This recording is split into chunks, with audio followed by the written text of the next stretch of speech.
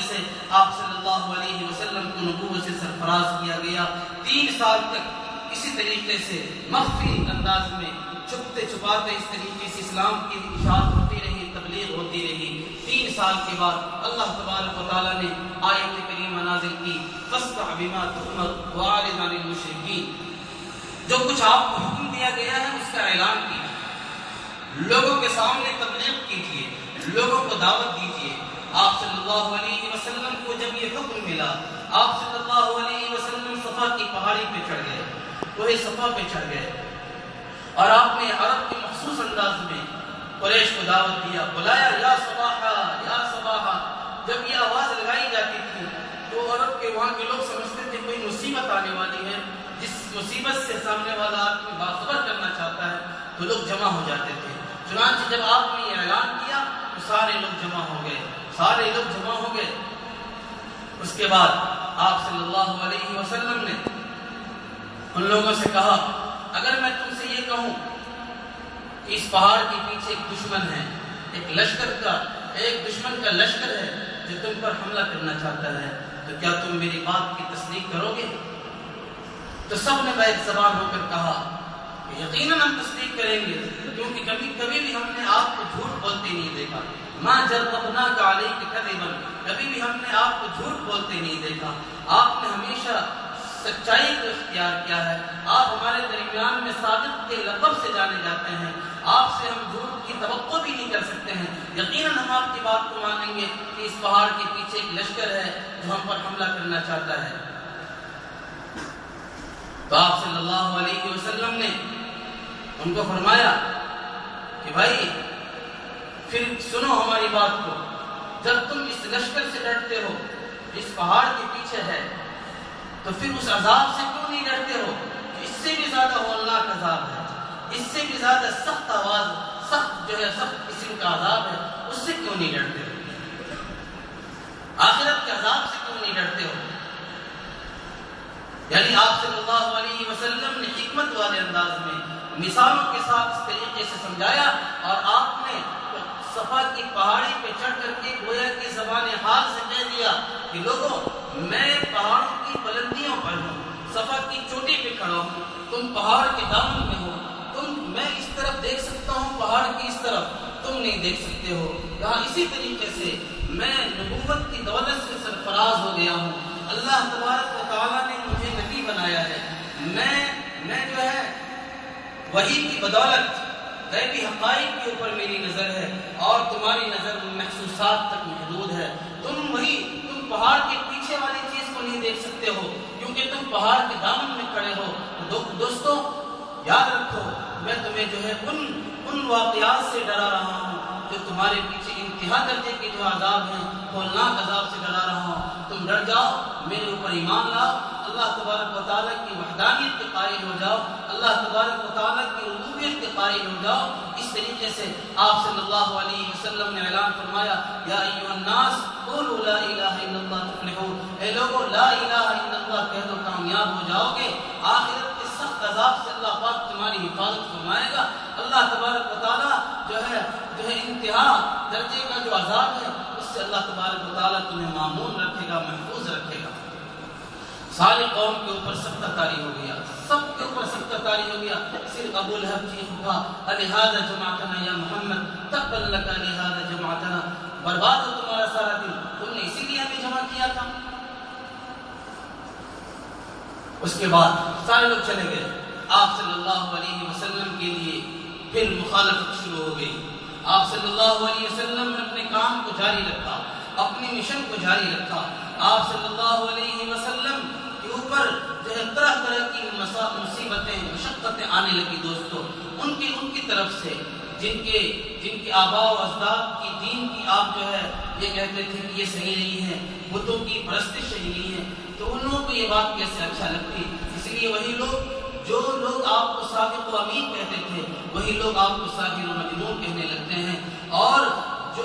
جبکہ آپ صلی اللہ علیہ وسلم اس واقعے سے پہلے مکہ کی ہر دل عزیز شخصیت تصور کی جاتی تھی، ہر کوئی آپ سے محبت کرتا تھا، لیکن اس واقعے کے بعد مخالفت شروع ہو گئی، سارے لوگ مخالف ہو گئے، لیکن آپ صلی اللہ علیہ وسلم نے اپنے کام کو جاری رکھا، مختلف طریقوں سے مختلف انداز سے ان لوگوں کو سمجھاتے رہے۔ کبھی کہتے تھے ارے دوستو ان کی تم پوجا کرتے ہو، ان کی تم پرستش کرتے ہو، جن کو اپنے ہاتھ سے بناتے ہو، ارے کن کی پوجا کرتے ہو، تمہارے اندر عقل نہیں ہے، ان کی پوجا کرتے ہو جن کو اگر تم ٹھوکروں سے مار دو تو وہ بھی سجدے میں جا گریں، کن کی پوجا کرتے ہو جو ایک مکھی نہیں ہٹا سکتے ہیں، ان کی پوجا کرتے ہو، ارے تم کن کی پوجا کرتے ہو جو اپنا دفاع خود نہیں کر سکتے ہیں، تمہاری حفاظت کیا کریں گے، ارے جو ہر اعتبار سے محتاج ہے، ان کو تم نے اپنے ہاتھ سے بنایا ہے، ان کے سامنے اپنی جبین عقیدت کو خم کرتے ہو۔ مختلف طریقوں سے آپ صلی اللہ علیہ وسلم سمجھاتے رہے، اپنی قرآن اپنی فکر کو سامنے لاتے ہوئے آپ صلی اللہ علیہ وسلم ان کو راہ راست کو لانے کی کوشش کرتے رہے، لیکن ان کے دلوں میں آگ بھڑک گئی تھی، وہ اس بات کو برداشت نہیں کر سکتے تھے۔ لات و ہبل کو ماننے والے آپ صلی اللہ علیہ وسلم کے مخالف ہو گئے،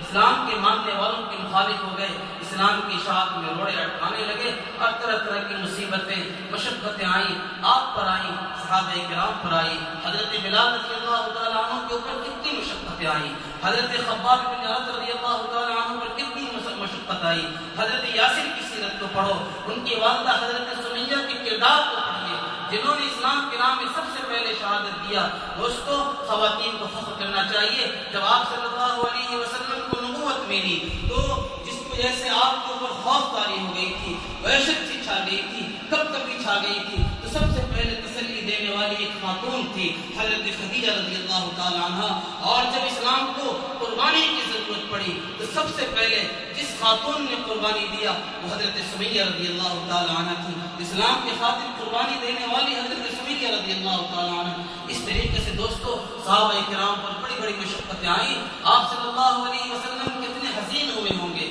کتنے پرملال ہوئے ہوں گے، کیونکہ آپ صلی اللہ علیہ وسلم تو کسی کے اوپر ظلم کو برداشت نہیں کر سکتے تھے، یہاں تو آپ کے اصحاب کے اوپر جو ہے ظلم و ستم کو جو ہے جاری رکھا جاتا تھا، ان کو مشق ستم کا نشانہ بنایا جاتا تھا، ان کے اوپر پتھر ڈالے جاتے تھے، تپتی ہوئی دھوپ کے اندر ان کو ڈالا جاتا تھا، چٹائی کے اندر بند کر کے ان کو جو ہے گھسیٹا جاتا تھا، آیا اس طریقے سے دوستوں مظالم کیے گئے، لیکن صحابہ اکرام برابر استقامت کے ساتھ اس پر لگے رہے اور کوئی بھی طاقت ان کو انحراف نہیں کر سکی، انہوں نے کہا ہم جان دے دیں گے لیکن ہم اسلام سے ہٹنا گوارا نہیں کریں گے۔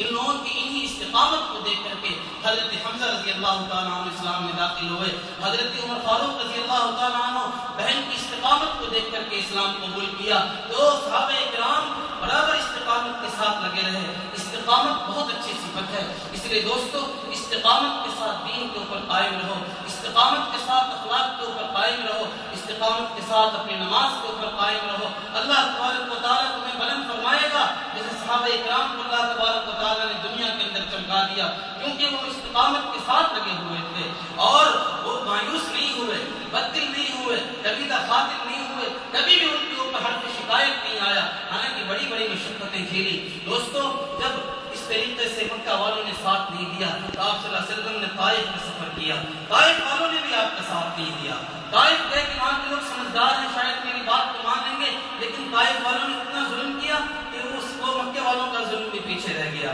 پھر آپ صلی اللہ علیہ وسلم کے اوپر کتنے مظالم ڈھائے، پیسے اوباش بچوں کو لگائے گئے، آپ کا جسم مبارک خون سے لہو لہان ہو گیا۔ آپ صلی اللہ علیہ وسلم نے اسی عالم میں دعا فرمائی تھی، اے اللہ اگر آپ مجھ سے ناراض ہیں تو میں آپ کو اس وقت تک مناتا رہوں گا جب تک کہ آپ کو جو ہے خوش نہ ہو جائیں، مجھ سے راضی نہ ہو جائیں، اور اگر آپ مجھ سے راضی ہیں پھر مجھے ان لوگوں کی پرواہ نہیں ہے۔ اے اللہ آپ مجھے کن لوگوں کے حوالے کر رہے ہیں جو میرے لیے جو ہے روڑے بن رہے ہیں، جو میرے راہ میں جو ہے روڑے اٹکا رہے ہیں، اے اللہ کیوں مجھے ان لوگوں کے حوالے کر رہے ہیں؟ بڑی عاجزی کے ساتھ، بڑی جو ہے بے سوزی کے ساتھ اللہ کے رسول صلی اللہ علیہ وسلم نے دعا فرمائی۔ پھر اللہ تبارک و تعالیٰ نے آپ کی دعا کو اس طریقے سے قبول فرمایا کہ پھر آپ کو جو ہے معراج پہ بلایا، دنیا والوں کو بتا دیا اگر تم میرے نبی کا استقبال نہیں کرتے ہو تو میں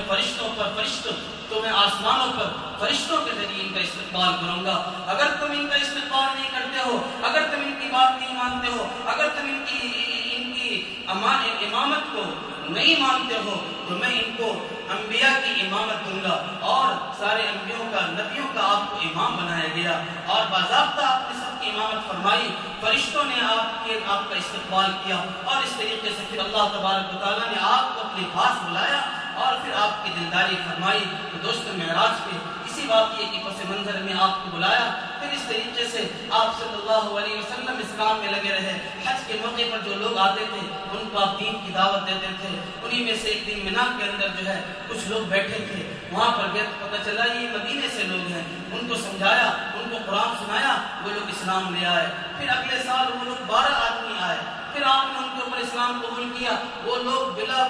پس و پیش اسلام کو قبول کر لیا۔ پھر آپ صلی اللہ علیہ وسلم نے حضرت مصعب بن عمیر رضی اللہ تعالیٰ عنہ کو ان کے ساتھ بھیج دیا کہ جاؤ ان کو اسلام کی تعلیم دینا۔ پھر انہوں نے وہاں جا کر کے محنت کیا اور اس طریقے سے تبلیغ کیا کہ سال کے اندر کوئی گھر ایسا نہیں بچا مدینہ المنورہ کے اندر کہ جس کے اندر کوئی مسلمان نہ ہو، اور اس طریقے سے پورے مدینہ المنورہ میں اسلام پھیل دیا۔ دوستو پھر آپ صلی اللہ علیہ وسلم نے وہاں ہجرت فرمائی۔ آپ صلی اللہ علیہ وسلم کو پھر وہاں جو ہے اجازت ملی کہ مکہ سے آپ ہجرت کر جائیے۔ چنانچہ پھر آپ صلی اللہ علیہ وسلم مدینہ المنورہ کی جانب ہجرت فرماتے ہیں۔ بیچ میں ایک واقعہ چھوڑ دیا شب ابی طالب کا، جب مکہ والوں نے آپ کے اوپر ظلم ستم ڈھائے تو پھر انہوں نے آپ کا سوشل بائیکاٹ کیا، پھر اس طریقے سے آپ شب ابی طالب میں محصور رہے۔ بہرحال دوستو اس طریقے سے آپ صلی اللہ علیہ وسلم جو ہے یعنی آپ کی ہجرت کا واقعہ ہوا کہ مدینہ والوں نے آپ کا ساتھ دیا، مدینہ والوں نے اسلام کی دعوت پر لبیک کہا، اللہ تبارک و تعالیٰ نے ان کو قبول فرما دیا، اور آپ صلی اللہ علیہ وسلم نے مدینہ المنورہ کی جانب ہجرت فرمائی۔ اور کتنا تعلق تھا آپ صلی اللہ علیہ وسلم کو مدینہ والوں سے، مدینہ والوں کی قربانی کام آ گئی۔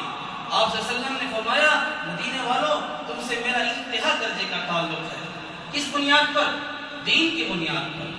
دین کی بنیاد پر۔ ایک مرتبہ غنائم تقسیم ہو رہے تھے تو آپ صلی اللہ علیہ وسلم نے جو نئے اسلام لانے والے تھے ان کو زیادہ مال غنیمت دے دیا۔ منافقین پیچھے میں آ گئے، انصار والوں کو انصاری صحابہ کو بھڑکایا کہ دیکھو آپ صلی اللہ علیہ وسلم کو فتح مل گئی تو مکے والوں کو زیادہ دے دیا، تم کو نہیں دیا۔ اس طریقے سے ان کے دل میں تھوڑا سا یعنی شک شبہ پیدا کر دیا۔ آپ صلی اللہ علیہ وسلم کو پتہ چلا، آپ نے مدینے والے انصار کو جمع کیا اور آپ نے کہا کہ تمہاری طرف سے یہ بات پہنچی ہے، کیا یہ صحیح ہے؟ کہاں صحیح ہے؟ پھر آپ صلی اللہ علیہ وسلم نے فرمایا مدینہ والوں کیا تمہیں پسند نہیں ہے کہ لوگ تو اونٹ اور بکریاں لے کر جائیں اپنے گھروں کو اور تم اپنے ساتھ محمد رسول اللہ صلی اللہ علیہ وسلم کو ساتھ لے کر جاؤ؟ یہ کتنا بڑا اعزاز تمہارے ساتھ ہے۔ لوگوں نے کہا بالکل صحیح۔ پھر آپ صلی اللہ علیہ وسلم نے فرمایا الناس شعار والانصار جسار، کہ لوگوں کی حیثیت تو اس کپڑے کی ہے، ان لوگوں کی حیثیت ان کپڑوں کی ہے، اس کپڑے کی ہے، اور اے انصار تمہاری حیثیت جو ہے اس کپڑے کی ہے۔ بدن میں دونوں کپڑا ہے نا، یہ کپڑا بالکل بدن سے چپکا ہوا ہے، یہ ہٹا ہوا ہے۔ کہا والانصار دثار، انصار کی حیثیت میرے نزدیک اس کپڑے کی ہے، یعنی تم میرے ساتھ چپکے ہوئے ہو، اور لوگوں کی حیثیت اس کپڑے کی ہے، آیا کہ نہیں؟ تو آپ صلی اللہ علیہ وسلم نے ان کے ساتھ اس تعلق کا اظہار فرمایا کہ دین کی بنیاد پر، اسلام کے ساتھ ان کی وابستگی کی بنیاد پر آپ صلی اللہ علیہ وسلم نے ان کے ساتھ یہ محبت فرمائی۔ اللہ تبارک و تعالی ہم سب کو بھی دین کی نصرت کرنے والا بنائے، دین کی اعانت کرنے والا بنائے۔ اللہ پاک کا دین کسی کی مدد کا محتاج نہیں، ہم محتاج ہیں۔ اللہ کرے ہم اللہ کی دین کے لیے لگ جائیں، ہمارا مال لگ جائے، ہماری جان لگ جائے، ہمارا وقت لگ جائے، ہماری فکر لگ جائے، یہ فکر مقبول ہو جائے گی، مال مقبول ہو جائے گا، جان مقبول ہو جائے گا۔ اللہ تبارک و تعالی ہم سب کو قبول فرمائے، آمین۔ وآخر دعوانا